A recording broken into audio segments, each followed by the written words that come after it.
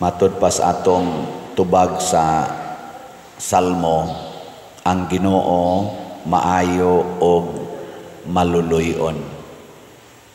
Lingiyay mong tupad ing na liwat kas Ginoo na maayo og maluluyon. Kung ato gini siyang pamalandungan kay ang Ginoo maayo man, ang iyang ihatag sa iyang isig katao or sa iyang palibot, ang iyang ihatag kana ra gyung maayo.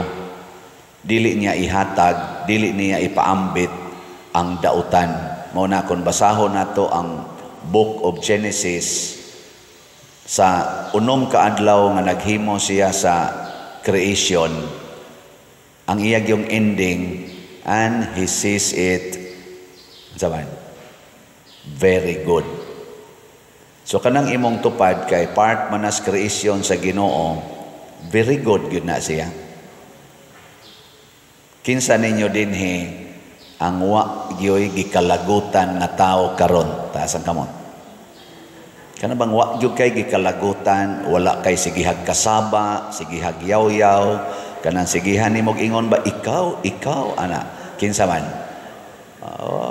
Way klaro. Ngano man kay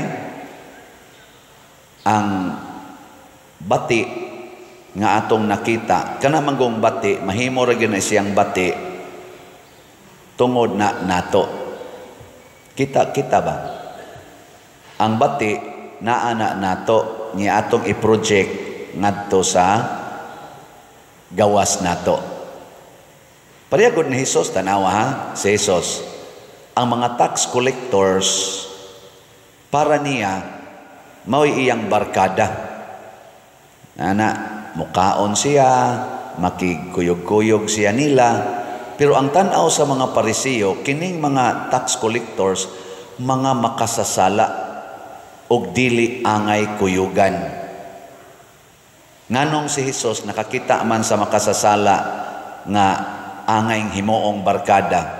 Nya nganong ang mga tax collector wa man kakita nga maayo dito himoong barkada. Unsa may rason? Ha? Kaya mga tax collectors mga buangon. Naa sila'y pagka self-centered, self-righteous, garbo ba? Na sila'y garbo nga sila ragyo'y kamao, sila gay sakto, sila gay sundon. Mao na inighatag nilag standards nga mao nay sundon nya dili matuman kay di man motuman ang mga tax collectors, ila dayong nang butangag brand di kaangay. Mao na ilang i-reject. Nilingay mong tupad. Nang di mo lingi, liwat sa tax collector. Ngano di man kuno ka mulingi, be, kaya waka kauyo na na imong tupad. Sige, lingi ako no imong tupad niya. Pangutan siya, ing na tanaw ni mo, very good ko. Ing na, ako ba, very good ko.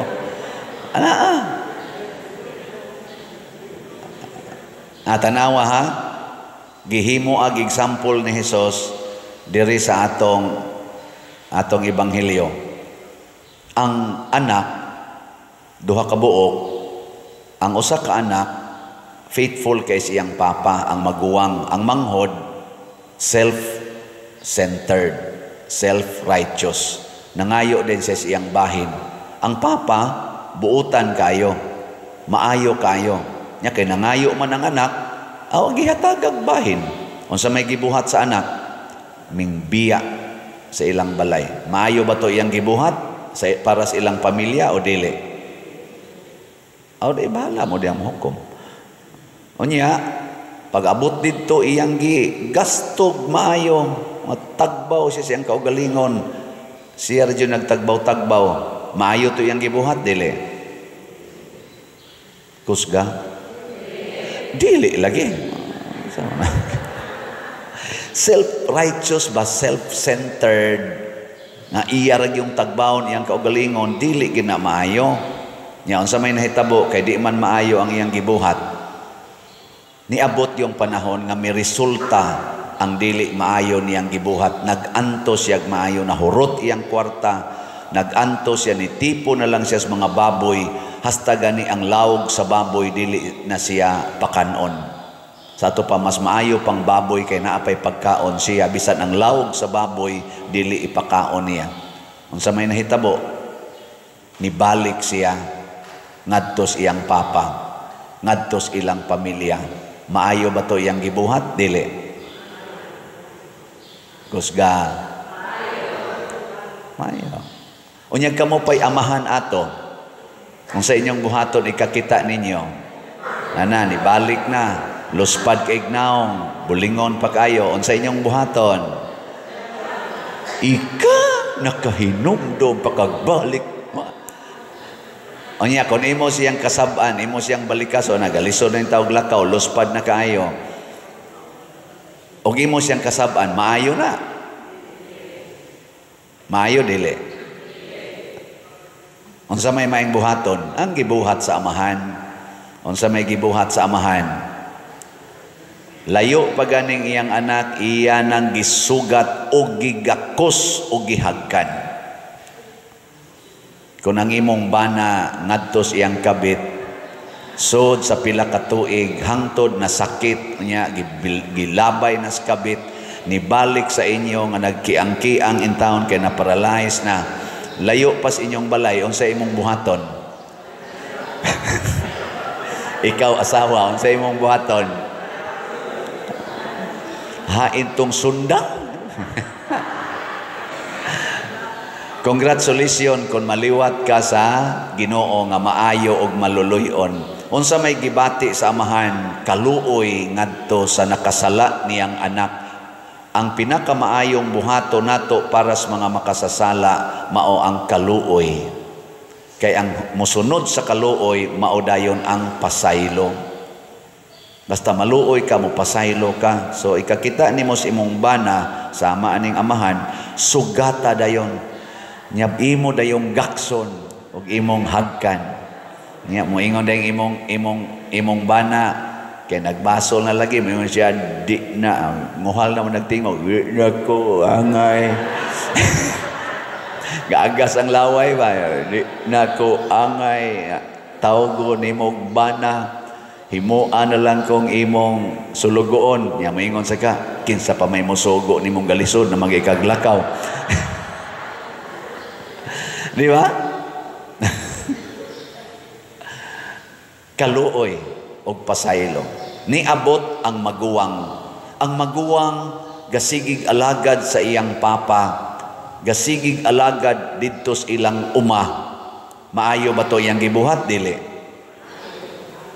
Kusga. Kana, bright kay mo mga children. Maayo. Pero pag uli niya, nakita niya nga ang iyang manghod nga buangon kay tanan ni uli niya gipistahan, giihawan pag yung pinatambok nga baka, din siya mosulod sa ilang balay kay naglagot siya. Maayo pa to iyang gibuhat? Dili. Kusga. Maayo. O giadtos papa, ningon ang papa, dong ang imong manghod na uli human nawala, nabuhi o nabanhaw, human namatay. Unsa man maayo tong gibuhat sa papa? Ana. Ibutang nato sa atong kinabuhi karon diri sa Pilipinas. Kinsa may nagsunod sa kinaiya sa amahan? Sa ato rong mga kandidato o kandidata sa politika nga nang-apply og eleksyon, kinsa Manila ang duol-duol og kinaiya sa amahan nga maayo og maluluyon para nako mo nay atong butaran. Kadtong mga liwat sa maguwang nga medyo kugihan kaayo pero kusog sa kaayong mukundem, kusog kaayong musalikway, madadara man sa noon. kay kay kuan man kana ganing naam sa sense of kaning loyalty sa pamilya, pero kusog lang siya mo sa likway, makaguba gyapon pamilya. Mo na gitawag og buutan nga naghambin og kadautan, maayo og dautan. No, ang Ginoo di man maayo og dautan, maayo og maluluyon, pero ang maguwang maayo kay wa man siya mobiya sa ila, pero dunay kadautan. Ang papa mao gyud the best kay maayo og maluluyon.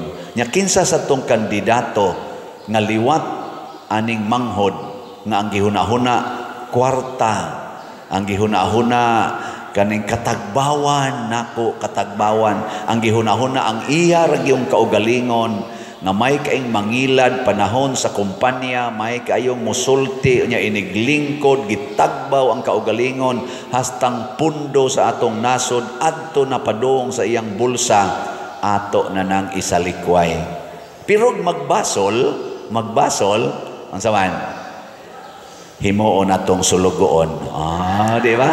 Himuon sulugoon kay kaning tanan nga nang-apply karon para pa eleksyon, mga sulugoon man na sila. Mga sulugoon, pero mailhan nato kinsay tinuod nga sulugoon iniglingkod na kay kanang mga tao nga nagpakaaron ingnon panahon sa kumpanyas eleksyon, iniglingkod anak kusog kay na manugo, kusog kay na silang mo condemn, kusog kay na silang mo oppress, ginamit ang ilang gahom kunuhay nga hinatag rasad natong mga butante. Nakaron galalis dito sa Senate hearing ga atong niagi butong adlaw.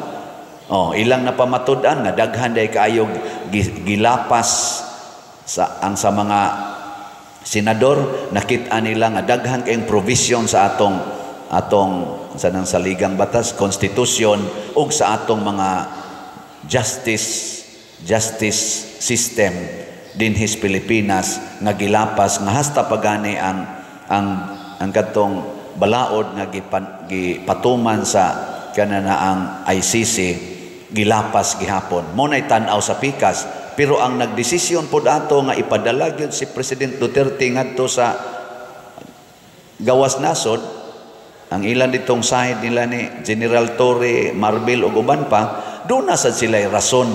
Naasad sila'y rason base gyapos balaod. Pulos man sila nagamit og balaod. Makaingon sa tama, mahalingi-lingi sa tayo. Sakto sad. Sakto sad. Gihearing sa mga vloggers, katong mga gitawag og hearing aron maghimo og aid of legislation against aning mga fake news ani sa social media. Makaingon sa tanga, sakto kaayo ang ilang tumong. Nya maminaw sa tadiri speakers, sakto sad. Unsa may niingon ni Kristo, dili gina ninyo matawag og sayop, di sad matawag og sakto. Unsa may sukdanan ang bunga sa inyong binuhatan. Kinsa may nakahatag og kalinaw og kahusay sa atong nasod. Ang desisyon ba niining nagpadala ni Duterte ngadto sa ICC, o ang desisyon ba sa nag-ingon wa lang unta to ipadala? Kinsa may mubunga niini og kalinaw og kahiusa sa atong nasod. Kinsa man nga desisyon og binuhatan ang makahatag og kalipay og kalambuan sa atong nasod isip mga Filipinos dinhi og sa mga tuas OFW nato mga igsoon, ang pagpadala ba ni Duterte ngadto sa ICC o ang pagpabilin ba niya unta dinis atong nasod nga anhi lang siya dinhi hiringon og hukban. Naay mga balaod nga isupport nato, pero unsa may bunga anang atong paggamit niya ng maong mga balaod? Maayo ba? Nagpakita bag kaluoy o nagpakita og kadaot o garbo? Muna ato ning pamalandungan, challenge ni nato, material sad ni nato para pamalandungan karon nga umaabot nga eleksyon. Dili ta mo butar sa mga tao nga kansang mga desisyon dinhi sa atong nasod ug mga binuhatan mo resulta sa pagkabahin-bahin, mo resulta sa panag-away isip mga Filipinos, mo resulta sa kagubot, mo resulta sa kahugno sa atong ekonomiya o sa atong moralidad. Mamili ta atong mo promote og maayong mga buhat, labi na gyud ang pagkamaluluyon, pagka mahigugmaon sa atong isig ka Filipinos. Mao ra man ginaitumong nganong naaman tay konstitusyon, batakang balaod, aron kitang tanan anha ta mo abide para magkahiusa ta ma-promote ang atong sovereignty. Og ato na ginang i-twist for our selfish interest, magkagubot ta. Nya mailhan na nimo kay magkagubot magidayon ta. Karon di na magina ikalimod, gubot magyud ang atong nasod. Gubot gyud. Ge, lingiay mong tupad. Ing na malinawon ramos inyo. Ing na kono. Na malinawon ra. Congratulations, nagsunod si maayo tingali mo og maluluyon, pero mugawas na gyud ang atong kabuang, ang ato nang ipaambit, ang ato ng mga personal judgment, personal interests, maggubot kita, mahugno kita. Og timan-an nato diris unang pagbasa, nag-ingon gyud diri, Ginoo paghimog milagro aron mahiusa mi pagbalik. Luwasa kami niining kaulip na namo karon. Ug ang pinakadako yung kaulipnan nato, ang kaulipnan sa sala. Pasaylua ang sala para maliberate. Pasaylua ang makasasala aron maliberate. Di day sayop itong ako. Pasaylua ang makasasala aron maluwas. Dumti ang sala aron maimpas. Bitaw, kay kana man yung sala, labi na ng garbo, kasuko, kahakog, kamalawayon, kanang 7 capital sins, di ba? Paligas, pride, anger, lust, envy, gluttony, ang kaon yung mailan man na nimong mga kusog eg mukaon kay managko managmaayo, no? Managko. Gluttony, avarice, kahakog, og sloth, katapulan. Dili katapulan nga way gibuhat, kung dili katapulan kay mubuhat lang kung dunay makuha. Para ning mga eleksyon ba, butar ta, gisa may dakog hatag diya. Mo na sila yung mga tapulan. Ay, butar oy, sakripisyo butar nga way dawat-dawat. Pagkugi para sa nasod. Pagkugi para sa imong silingan. Ug maunay makahatag natog kaayuhan. So, magampo ta nga niining umaabot natong eleksyon. Dili unta mosamot og kahugno ang Pilipinas. Magampo ta og maningkamo ta sa pagpaniid og maayo. Dili ta maghuwat lang nga diktaranta, kung dili maniid ta. Kinsa niining mga 40,000 kapin nga mga kandidato gikas pagka senador hangtod pagka saingan ana diha konsehal, kinsa nila ang tinuod gyud nga maayo og maluluyon para natong mga Filipinos, dili lang sa ilang partido, dili lang sa ilang mga supporters.